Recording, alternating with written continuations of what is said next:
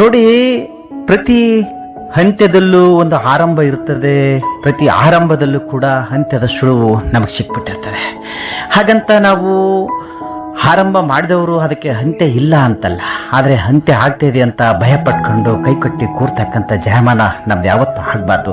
ಇವತ್ತು ಹಣ ಗಳಿಸ್ಬೇಕು, ದುಡ್ಡು ಗಳಿಸ್ಬೇಕು, ಹೆಸರು ಮಾಡಬೇಕಂತ ಹೊರಟಿರ್ತಕ್ಕಂಥ ನೀವುಗಳೆಲ್ಲ ನಾವು ಏನು ಕೆಲಸ ಮಾಡಬೇಕಂತ ಹೊರಟಿದ್ದೀವಿ ಅನ್ನೋದನ್ನು ನಾವು ಗಮನ ಬಿಟ್ಟು ನೋಡಿದಾಗ ಖಂಡಿತ ಹಣ, ಹೆಸರು ಎಲ್ಲವೂ ತಾನಾಗೆ ಬೆನ್ನತ್ತಿ ಬರ್ತದೆ. ಯಾವತ್ತು ನಮ್ಮ ಕೈಲಿ ಆಗೋದಿಲ್ಲ, ಇವತ್ತು ನಮ್ಮದು ಅಂತ್ಯ ಇವತ್ತು ಮುಗಿದೇ ಹೋಯಿತು ಅಂತಂದಾಗ ಅಲ್ಲಿ ನಿಜವಾದ ಒಂದು ಆರಂಭ ಕೂಡ ನಮಗೆ ಸಿಕ್ಬಿಡ್ತದೆ. ಆ ಆರಂಭದ ಬೆನ್ನತ್ತಿ ನಾವು ಹೊರಟ್ರೆ ಖಂಡಿತ ನಾವು ಯಶಸ್ಸನ್ನು ಕಾಣಲು ಯಾವುದೇ ಅನುಮಾನವಿಲ್ಲ. ಪ್ರಿಯ ಸ್ನೇಹಿತರೆ, ಅದಕ್ಕಾಗಿ ಯಾವತ್ತೂ ಎಲ್ಲವೂ ಮುಗ್ದೇ ಹೋಯಿತು ಅಂತ ಕೈಕಟ್ಟಿ ಕೂರೋದಕ್ಕಿಂತ ಈ ಮುಗಿಯುವುದರಲ್ಲೇನೆ ಒಂದು ಆರಂಭವು ಉದಯವಾಗ್ತದೆ ಅನ್ನೋದು ಯಾವತ್ತೂ ಮರಿಬಾರ್ದು ಅಲ್ವಾ ಸ್ನೇಹಿತರೆ.